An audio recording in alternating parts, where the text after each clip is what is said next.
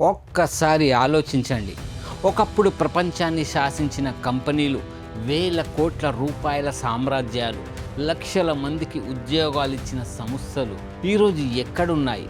కొన్ని చరిత్ర పుస్తకాలలో, మరికొన్ని బిజినెస్ స్కూల్ కేస్ స్టడీలలో, ఇంకొన్ని కేవలం జ్ఞాపకాలలో మాత్రమే మిగిలిపోయాయి. ఎందుకు? వాళ్ళు తెలివి తక్కువ వల్ల కాదు, వాళ్ళ దగ్గర డబ్బు లేదా, అది కూడా కాదు. అయితే వాళ్ళను కూల్చేసింది ఏమిటి? అత్యాశ, అహంకారమా, మార్పును అంగీకరించలేకపోవడమా, లేక విజయాన్ని నిలబెట్టుకోవాలనే ఒత్తిడా? ఈరోజు మనం కొన్ని కంపెనీల గురించి మాట్లాడటం లేదు, కాలం మనకు ఇచ్చిన హెచ్చరికల గురించి మాట్లాడుకుంటున్నాం. ఎందుకంటే ఈ కథలు కేవలం వ్యాపార ప్రపంచానికే కాదు, జీవితంలో ఎదగాలని కలలు కనే ప్రతి మనిషికి సంబంధించినది. సత్యం కథ. ఒకప్పుడు హైదరాబాద్ అంటే చార్మినార్ తర్వాత గుర్తొచ్చే పేరు సత్యం కంప్యూటర్స్. వేలాది మంది యువతకు కలల సంస్థ. భారత ఐటీ రంగానికి ప్రపంచవ్యాప్తంగా గౌరవం తీసుకొచ్చిన సంస్థ. కానీ 2009లో ఒకే ఒక లేఖ అంతా మారిపోయింది. ఆ లేఖలో దాగి ఉన్న నిజం దేశాన్ని షాక్ గురి చేసింది. లేని లాభాలు, లేని నగదు, లేని విజయాలు. ఒక అబద్ధాన్ని కాపాడుకోవడానికి మరిన్ని అబద్ధాలు అవసరమయ్యాయి. చివరికి రామలింగరాజు చెప్పిన ఒక మాట, నేను పులి మీద సవారీ చేశాను, దిగలేకపోయాను. మోసం చేసే వ్యక్తి మొదట కోల్పోయేది డబ్బు కాదు, ముందు కోల్పోయేది భయం, తర్వాత నిద్ర, చివరికి నమ్మకం.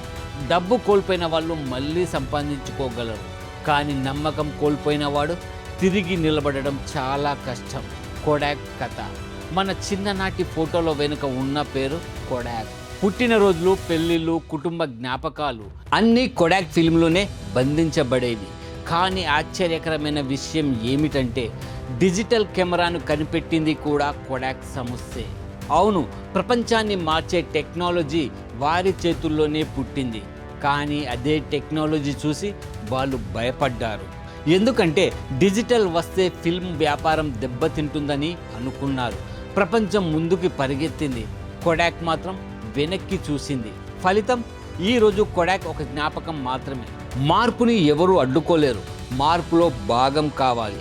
మరో కథ నోకియా. ఒకప్పుడు ఫోన్ అంటే నోకియా. ప్రపంచంలోని కోట్లాది మంది చేతుల్లో కనిపించిన పేరు.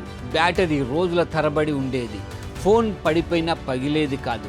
నమ్మకానికి మరో పేరు. కానీ స్మార్ట్ ఫోన్ యుగం వచ్చేసింది. యాపిల్ వచ్చింది, ఆండ్రాయిడ్ వచ్చింది. ప్రపంచం టచ్ స్క్రీన్ వైపు పరిగెత్తింది. కానీ నోకియా అనుకుంది, మనల్ని ఎవరు ఓడించలేరు. అక్కడే ఓడిపోయింది.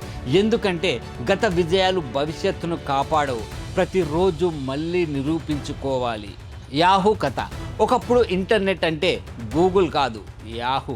ఈమెయిల్, సెర్చ్, న్యూస్ అన్నీ యాహూ చుట్టూనే తిరిగేవి. ఒకప్పుడు గూగుల్ని కొనుగోలు చేసే అవకాశం కూడా యాహూకి వచ్చింది. కానీ వాళ్ళు దాని విలువని గుర్తించలేదు.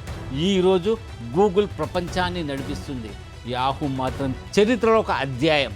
అవకాశాలు ఎప్పుడు 2 సార్లు తలుపు తట్టవు. ఆర్కుట్ కథ. ఈరోజు ఇన్స్టాగ్రామ్, ఫేస్బుక్, యూట్యూబ్. కానీ ఒకప్పుడు యువత గుండెల్లో రాజ్యం చేసిన పేరు ఆర్కుట్. లక్షలాది మంది ఉపయోగించారు, కానీ ప్రపంచం మారింది. ఫేస్బుక్ కొత్త అనుభవం ఇచ్చింది, ప్రజలు మారిపోయారు. ఆర్కుట్ మాత్రం మారలేదు. ఫలితం ఒక యుగాన్ని ఏలిన సోషల్ నెట్వర్క్ అదృశ్యమైపోయింది. విజయ్ మాల్యా కథ. ఒకప్పుడు king of good times, private జెట్లు, భారీ పార్టీలు, అత్యంత విలాసవంతమైన జీవితం. బయటకు చూస్తే అన్నీ విజయాలే, కానీ లోపల అప్పుల కొండ.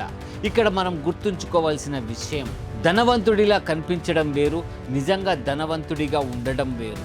టాటా నానో కథ. రతన్ టాటా ఒక గొప్ప ఆలోచనతో ముందుకు వచ్చారు. ద్విచక్ర వాహనాలపై ప్రయాణించే కుటుంబాలకి సురక్షితమైన కారు ఇవ్వాలని అనుకున్నారు. ఆలోచన గొప్పది, కానీ ప్రపంచంలోనే అత్యంత చౌకైన కారు అనే మాట ప్రజల మనసుల్లో తప్పుడు సంకేతాన్ని ఇచ్చింది. ఎందుకంటే ప్రజలు వస్తువులు మాత్రమే కొనరు, ఆ వస్తువు తమ గురించి ఏమి చెబుతుందో కూడా కొనుగోలు చేస్తారు. కెఫీ కాఫీ డే సిద్ధార్థ కథ. దేశవ్యాప్తంగా యువతకి కొత్త సంస్కృతిని పరిచయం చేసిన బ్రాండ్ కేఫ్ కాఫీ డే. కానీ వ్యాపారం, ఒత్తిడి, అప్పులు, పెట్టుబడిదారుల ఒత్తిడి ఇవన్నీ కలిపి సిద్ధార్థపై తీవ్ర ప్రభావం చూపాయి. ఈ కథ మనకి గుర్తు చేసేది బయటకు కనిపించే విజయం లోపల ఉన్న ప్రశాంతతకి కొలమానం కాదు. బ్లాక్ బెర్రీ కథ. ఒకప్పుడు ప్రపంచ నాయకులు, సీఈఓలు, వ్యాపారవేత్తలు అందరూ ఉపయోగించిన ఫోన్ బ్లాక్ బెర్రీ. కానీ టచ్ స్క్రీన్ ఫోన్ల ప్రాముఖ్యతని అర్థం చేసుకోలేదు. ప్రపంచం మారిపోయింది. బ్లాక్ బెర్రీ మాత్రం పాత విజయాన్ని పట్టుకొని కూర్చుంది. మార్కెట్ వారిని దాటేసింది. బ్లాక్ బస్టర్ కథ. నెట్ఫ్లిక్స్ గురించి అందరికీ తెలుసు. కానీ నెట్ఫ్లిక్స్ రాకముందు ప్రపంచాన్ని శాసించిన సినిమా అద్దె సంస్థ బ్లాక్ బస్టర్. ఒకరోజు నెట్ఫ్లిక్స్ వాళ్ళ దగ్గరికి వెళ్ళి మమ్మల్ని కొనండి అన్నది. వాళ్ళు నవ్వేశారు. ఈరోజు నెట్ఫ్లిక్స్ ప్రపంచాన్ని మార్చేసింది. బ్లాక్ బస్టర్ మాత్రం దాదాపు అంతరించింది. అంబాసిడర్ కథ. ఒకప్పుడు ముఖ్యమంత్రులు, అధికారులు, పెద్దలు అందరూ ప్రయాణించిన కారు అంబాసిడర్. ఒక యుగాన్ని ఏలింది. కానీ కాలం మారింది, టెక్నాలజీ మారింది, ప్రజల అంచనాలు మారాయి. అంబాసిడర్ మాత్రం మారలేదు. ఫలితం చరిత్రలోకి వెళ్ళిపోయింది. ఈ కథలన్నిటిలో ఒక సందేశం ఉంది. సత్యం మనకు నిజాయితీ విలువ నేర్పింది. కొడాక్ మార్పుని అంగీకరించకపోతే ఏమవుతుందో చూపించింది. నోకియా అహంకారం ప్రమాదమని హెచ్చరించింది. యాహూ అవకాశాల విలువ నేర్పింది. ఆర్కుడ్ కాలంతో పాటు మారాల్సిన అవసరాన్ని గుర్తు చేసింది. విజయ్ మాల్యా ఆడంబరానికి హద్దులు ఉండాలని నేర్పించింది. టాటా నానో వినియోగదారుల మనస్తత్వాన్ని అర్థం చేసుకోవాలని చెప్పింది. సిద్ధార్థ మనశ్శాంతి విలువని గుర్తు చేశారు. బ్లాక్ బెర్రీ నేర్చుకోవడం ఆపకూడదని చెప్పింది. బ్లాక్ బస్టర్ కొత్త ఆలోచనల్ని చిన్న చూపు చూడకూడదని నేర్పింది.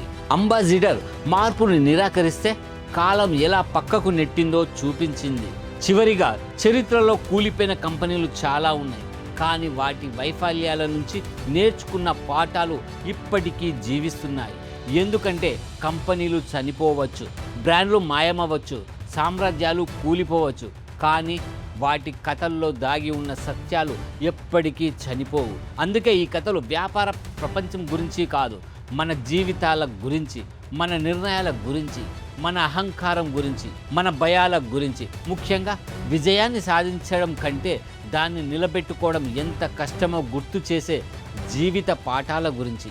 ఎందుకంటే విజయం సాధించడం ఒక కళ అయితే విజయాన్ని నిలబెట్టుకోవడం ఒక జ్ఞాపకం.